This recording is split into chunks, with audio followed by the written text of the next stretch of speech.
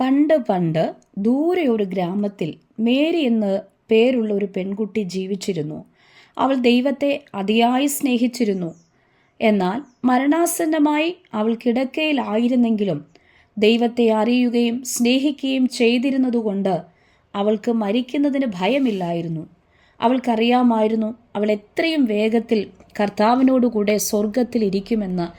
എന്നാൽ അവൾക്കൊരു വിഷയത്തിൽ വലിയ നിരാശയുണ്ടായിരുന്നു.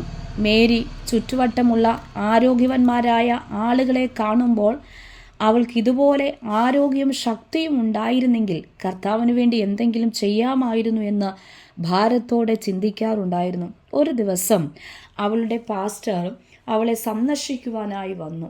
അപ്പോൾ മേരി പാസ്റ്ററോട് ഇപ്രകാരം പറയുകയാണ്: എനിക്ക് കർത്താവിന് വേണ്ടി എന്തെങ്കിലും ചെയ്യണമെന്ന് അതിയായ ആഗ്രഹമുണ്ട്.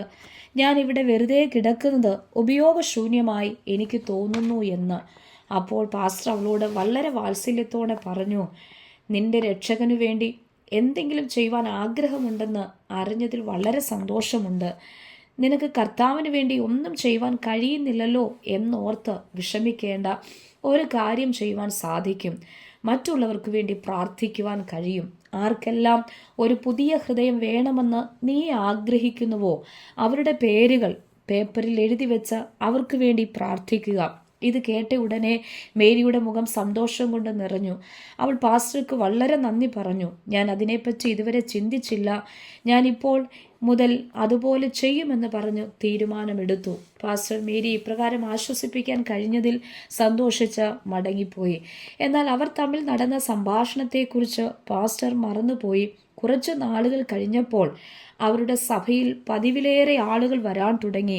അനേകം ആളുകൾ ദൈവത്തെക്കുറിച്ചും രക്ഷയെക്കുറിച്ചും അനേക ചോദ്യങ്ങളുമായി പാസ്റ്ററെ സമീപിച്ചു.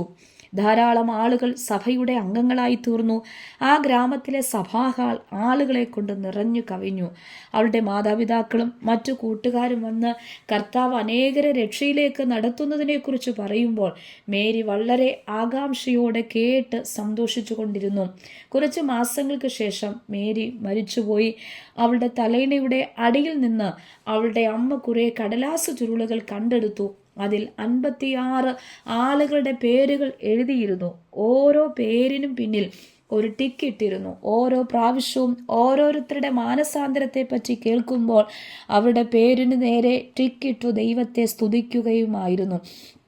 ദൈവമക്കളെ, നാം ആരും ബലഹീനരെന്നോ ചെറിയവരെന്നോ ഉപയോഗശൂന്യരെന്നോ കരുതി നിരാശരാകേണ്ട. കർത്താവെ അവിടുത്തേക്ക് പ്രയോജനമുള്ള ഒരു വ്യക്തിയാക്കി തീർക്കണമെന്ന് നമുക്ക് പ്രാർത്ഥിക്കാം. കർത്താവ് എല്ലാവരെയും അനുഗ്രഹിക്കുമാറാകട്ടെ.